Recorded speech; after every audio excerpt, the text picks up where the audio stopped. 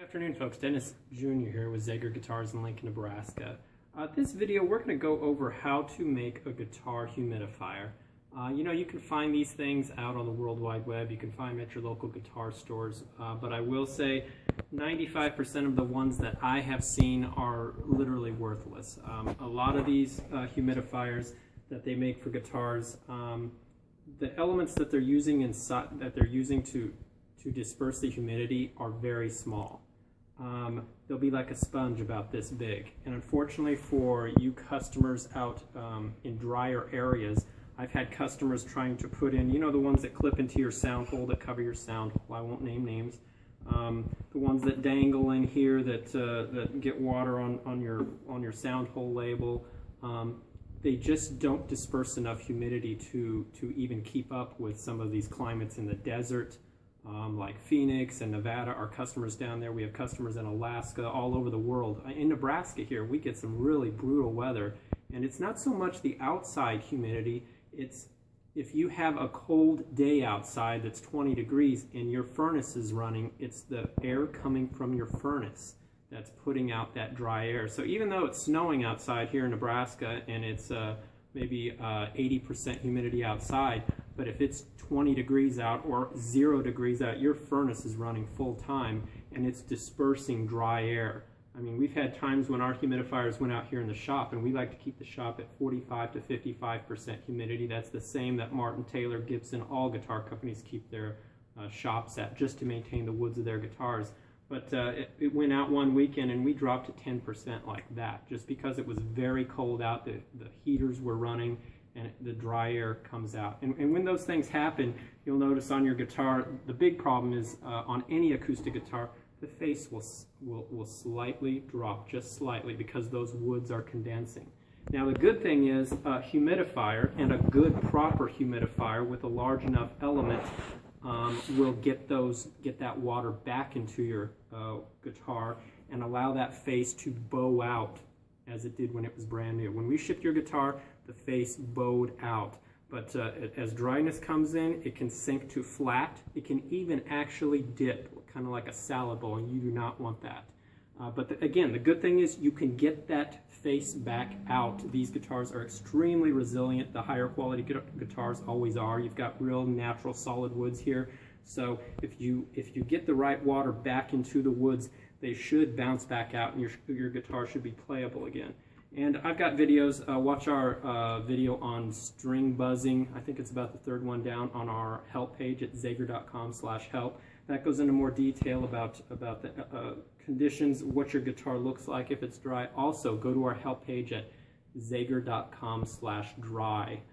There's the symptoms of humidity, of dryness there that you can see if your guitar has any of those, like more sunken face, sharpness on the frets, meaning the neck condensed, the woods on the neck condensed and left the metal shards sticking out. Those are all symptoms of a dry guitar.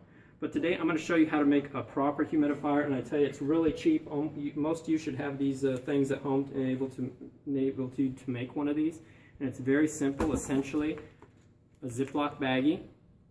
And what I do, if you don't have one, you can get them at any store. I fold this once, and then I fold it over again. So I fold it twice, and you see I got the zip part there. And all I do is I cut little slits in it. What I do is I cut this about a couple inches in, not a couple inches, a little over an inch.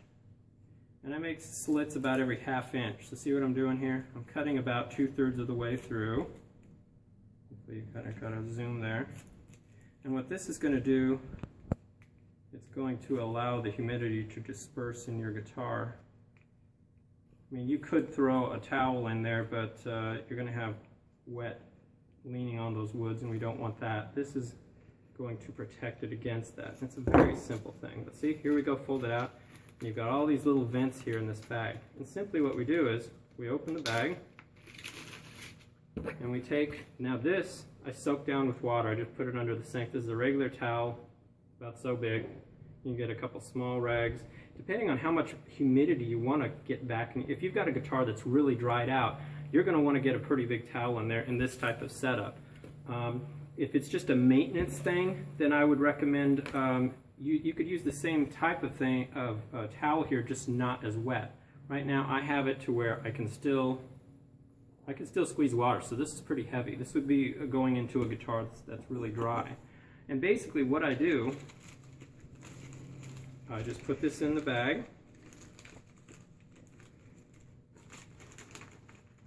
And you notice the size of this. Again, I'm talking about these humidifiers you can buy online that are literally this big. We pulled them out and it's got that tiny of a sponge. That's not going to do anything for you guys, again, in these really dry climates like the desert. My guys in Alaska and Phoenix and Nevada, I mean, they've tried 3 and 4 of those devices, spending their good money, and they didn't hold a candle to this.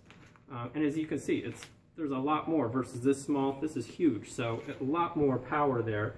And basically what you do, I don't like to put them in like this, because if there is any water here, I don't want to drip it on the sound hole label, and it can make that bleed. So all I do is I lean the guitar up like this, and it's a little awkward, but you know, when you're talking your $2,000 or $3,000 guitar or more, this little 25-cent device will save your guitar and allow it to play perfect forever if you do it right. And basically, I just drop this in the box and done. It's in there. Put the guitar back into its case. If you're trying to rehumidify a guitar and bring that face back, if you don't have a case, I would put it honestly in a hefty bag, because we're trying to keep humidity inside this thing and build that back up. If this is just a maintenance thing, and maybe you're in a climate that's maybe 30% humidity and you're trying to get it back up to 45, then you could still use this. Just make sure the towel in there is more on the dry end rather than the really wet end.